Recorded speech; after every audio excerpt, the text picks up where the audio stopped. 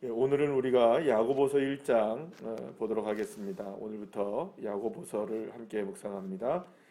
야고보서 1장 1절에서 8절까지의 말씀.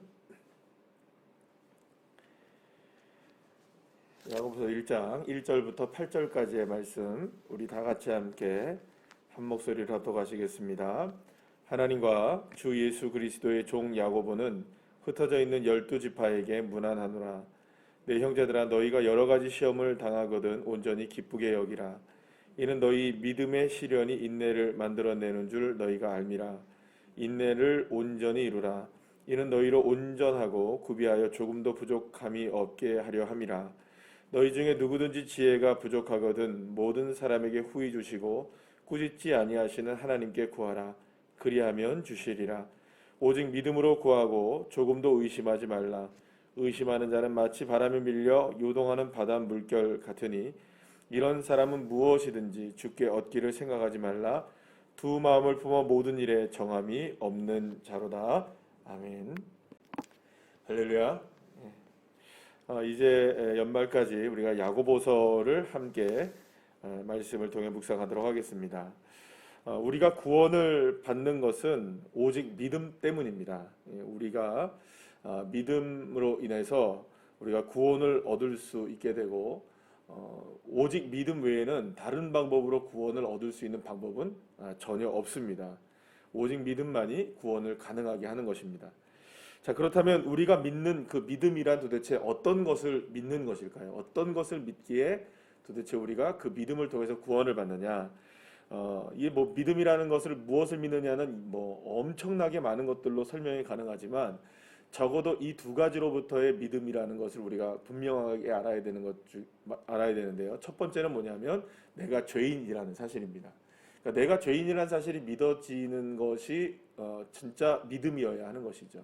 그러니까 만약에 내가 죄인이라는 사실이 믿어지지 않으면 아무것도 출발이 되지 않는 것입니다. 사실은 우리 모두는 죄인, 나는 죄인이다. 그러니까 내 힘으로서는 도무지 이 죄를 어떻게 처리할 수 있는 방법이 없다는 사실이 믿어지게 되는 것이죠. 두 번째는 뭐냐 하면은 바로 이 죄인을 위해서 값없이 예수 그리스도께서 십자가에 못 박혀 죽으셨다는 사실입니다. 그래서 주 예수님이 누구를 위해서 죽으셨느냐? 나를 위해서 죽으셨는데 나의 무엇 때문을 위해서 죽으셨느냐? 그저 나의 잘되고 나의 형통함을 위해서 죽으셨느냐? 나의 어떤 일이 잘 풀려나가기 위해서 죽으셨느냐? 물론 어떻게 보면은 그게 결국에는 그런 것도 포함은 되게 있겠지만 궁극적으로 주님께서 우리를 위해서 죽으신 단 하나의 이유를 찾으신다면 십자가의 은혜는 바로 나의 죄를 용서하시기 위해서, 나의 죄를 값없이 사하시기 위해서 예수님이 십자가에 죽으셨다는 것이죠. 사실은 그래 이 두 가지가 우리의 믿음인 겁니다. 그래서 결국에는 이거를 통하여서 하나님과 원수될 수밖에 없었던, 이 죄로 인하여 하나님과 원수될 수밖에 없었던 우리를 예수 그리스도의 십자가의 은혜로 말미암아 하나님의 무엇이 되게 만드신 겁니까? 이제 이 담을 다 허무시고 우리를 자녀 삼아 주신 것이죠. 그래서 이제는 하나님과 원수가 아니라 하나님의 양자가 되어지는 축복을 누리게 된 것이죠. 그래서 이것이 하나님의 은혜이죠. 그리고 또 이 하나님의 은혜를 어떻게 하는 겁니까? 우리가 믿는 것이고요. 이 믿음은 도대체 어디서 생기느냐? 이 말씀에 기록되어 있는 것을 통하여 우리가 믿게 되는 것입니다. 그러니까 결국에는 이 믿음이라는 것은 무엇을 믿느냐? 다시 한번 정리하면 나의 죄인됨을 믿는 것이고, 또한 무엇을 믿느냐?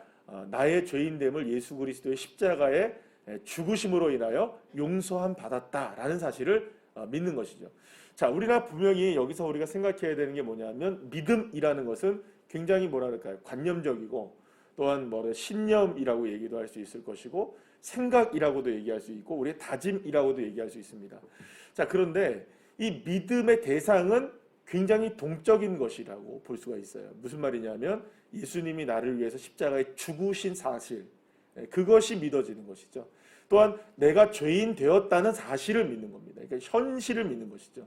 그러니까 우리의 믿음이라는 것은 분명히 그렇게 나의 죄인됨과 예수님의 십자가의 죽음을 말씀으로 믿게 되는 것이지만, 그러나 그 믿음의 대상은 분명히 움직이는 것이라는 겁니다.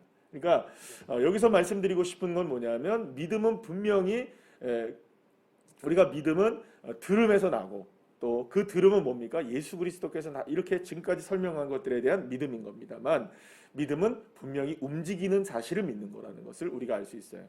제가 왜 이 이야기로 야고보서를 시작하냐 하면 우리가 보통 믿음이라고 생각하면 그냥 믿는다 이렇게 관념적으로 생각하는 경우가 많습니다. 이게 생각이다라는 생각하는 경우가 많습니다.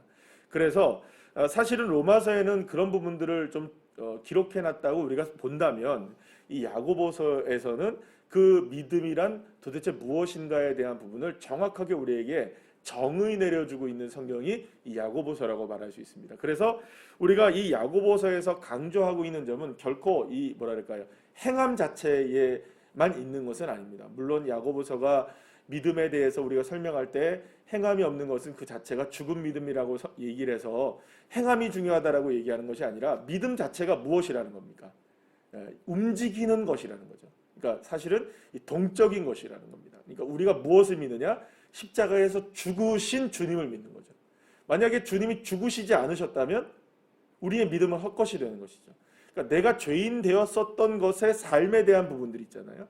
이 삶을 우리가 죄인이었다는 삶을 믿는 것입니다. 그러니까 우리의 믿음 자체는 굉장히 동적인 것이라고 볼 수 있어요. 그러면 결국 우리가 믿는 이 믿음도 어떤 믿음이어야 하느냐? 단지 관념적인 믿음이 아니라 어떤 믿음이어야 하느냐? 움직이는 믿음이어야 하고 행하는 믿음이어야 하고 우리가 실천하는 믿음이어야 하고 우리가 온전하게 믿음이 되려면 바로 이러한 두 가지, 그러니까 우리의 신념, 우리의 다짐, 우리의 뭐랄까요, 우리의 이런 어떤 믿음이라는 게 그런 부분이 있다면 반드시 거기에는 무엇이 따라가야 된다는 겁니까? 우리의 행함도 실천도 따라가야 된다는 것이 믿음이라는 말 자체에 들어있는 것이라고 볼 수 있습니다. 그렇기 때문에 믿음으로 살아간다는 것은 믿음은 우리의 삶과 결코 동떨어질 수가 없는 것이라고 할 수 있습니다. 그래서 결국에는 믿음은 삶으로 증명이 되고요. 또 삶이 믿음으로 채워져서 결국에는 무엇이 드러나냐? 이 사람이 뭘 믿고 있는구나 라는 것이 드러나게 되는 것이라고 할 수 있습니다.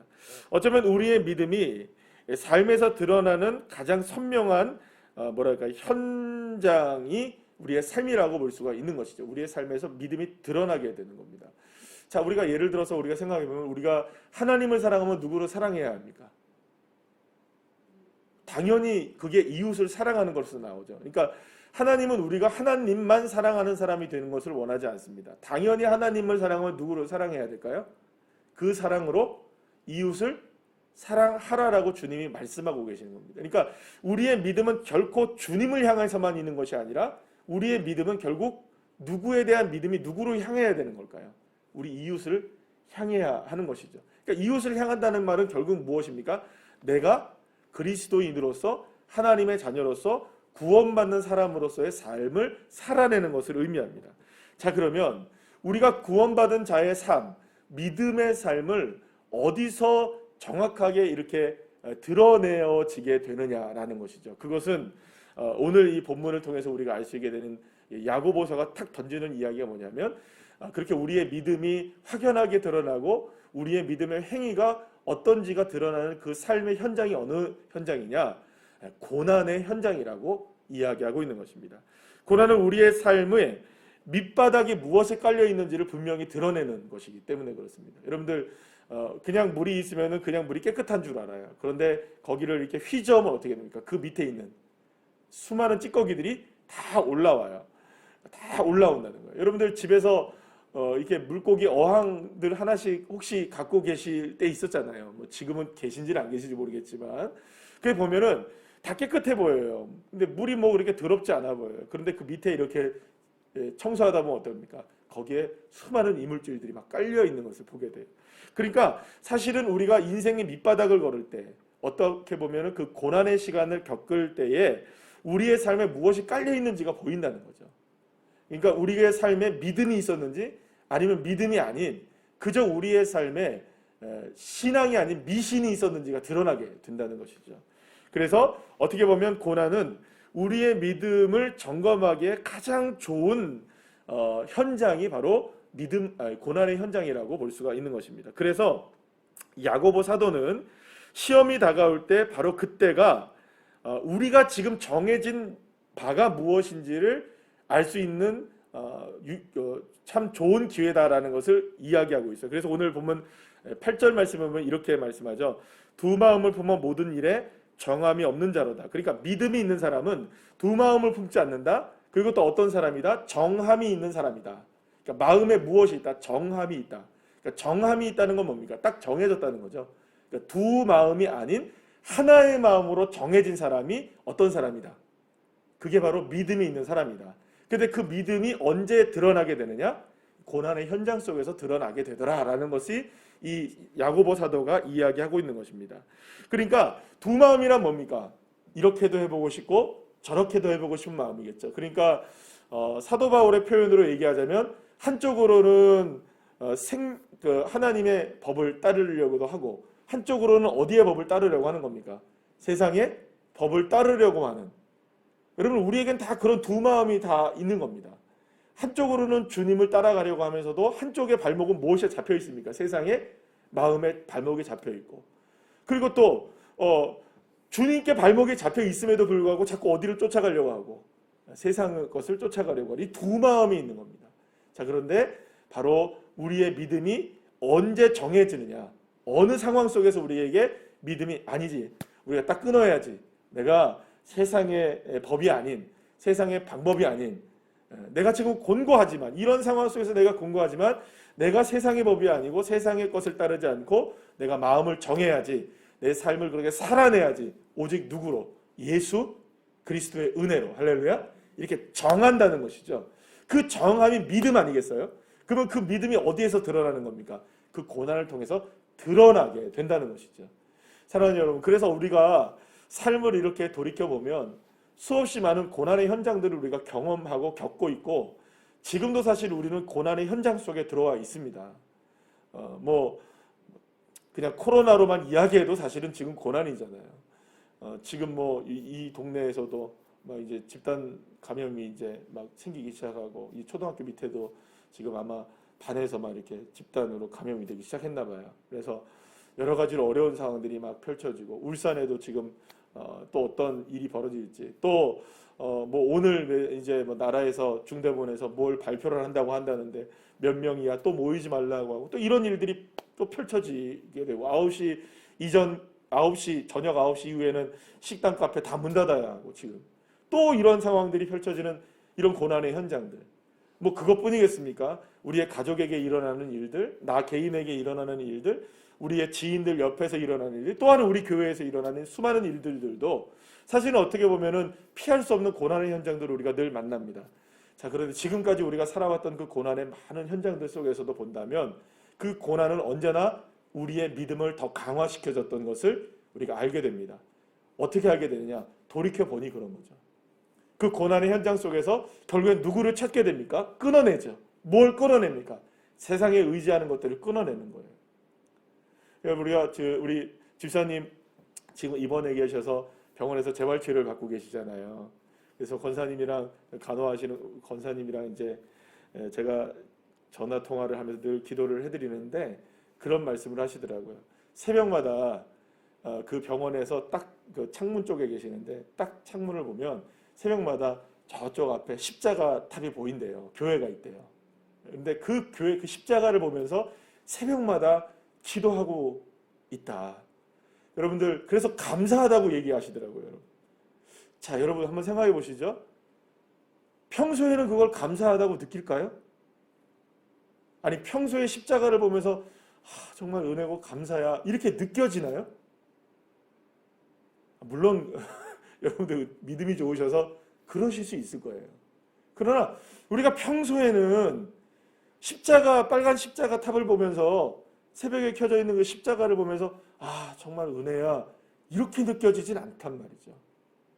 그런데 고난의 현장에 병상의 현장에 아주 작은 늘 일상 새벽마다 켜져 있었고 밤마다 켜져 있었던 그 십자가 아무렇지도 않게 봤던 그 십자가가 고난의 현장 속에서는 병상의 현장 속에서는 어떤 의미로 다가옵니까? 그래 주님의 십자가시구나. 주님의 은혜이구나. 주님이 나와 함께 하시는구나. 여러분 아무것도 아니잖아요. 누가 그걸 감사하다고 평소에 느끼겠습니까? 그런데 고난의 현장에서는 끊어내게 되니 마음이 어디로 정해지는 겁니까? 주님에게로 정해지더라. 사랑하는 여러분, 그래서 고난의 현장은 우리의 믿음을 점검하는 너무나 소중한 기회가 될 수 있는 것입니다. 그래서 시험이 다가와도 인내하게 되고요. 믿음이 있으면 의심하지 않게 되고 요동하지 않을 수 있게 되는 것이 바로 이 고난의 현장에서 우리가 점검하게 되고 알게 되는 이 믿음의 삶인 것입니다.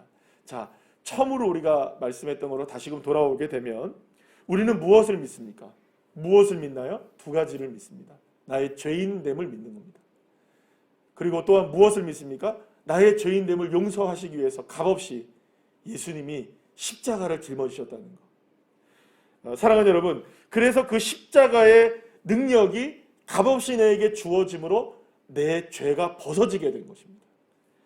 그래서 우리가 고난을 이겨낼 수 있고 우리가 어떻게 보면 이 죄의 사슬에서 묶여있는 바가 풀려지게 될 수 있는 이 놀라운 은혜는 딱 하나밖에 없는 겁니다. 예수 그리스도께서 행하신 일, 십자가의 그 능력, 그것은 행하신 능력이라는 거죠. 그래서 오늘도 우리가 두 마음이 아닌 한 마음으로 누구를 바라봐야 될까요? 정하게 딱 정해지는 겁니다. 어떠한 상황에서도 나는 내 삶을 통하여서 예수 한 분 바라보겠다는 마음을 정하는 겁니다. 그것이 우리의 믿음이 되어야 하고 그 믿음이 우리의 삶에서 드러나게 될 때 사실은 하나님의 은혜로 세우시는 축복의 주인공들이 다 될 수 있는 것입니다. 사랑하는 여러분, 오늘도 우리의 삶을 통해 믿음을 세워나가시기를 축복합니다. 수많은 일들로 인하여서 우리의 마음이 흐트러질 수 있지만 그 많은 일들로 인하여서 우리가 마음이 상할 수도 있지만 그러나 주님 그 한 분, 그 주님에게 내 마음에 정해질 때 그 믿음으로 인하여 주님은 우리에게 은혜를 베풀어 주시고 앞서 행하시는 그 주님이 우리를 이끌어 주시고 그래서 견고하게 우리를 정말로 이 믿음의 기념비를 세울 수 있는 사람들로 우리를 세워주실 줄로 믿습니다. 기도하시겠습니다.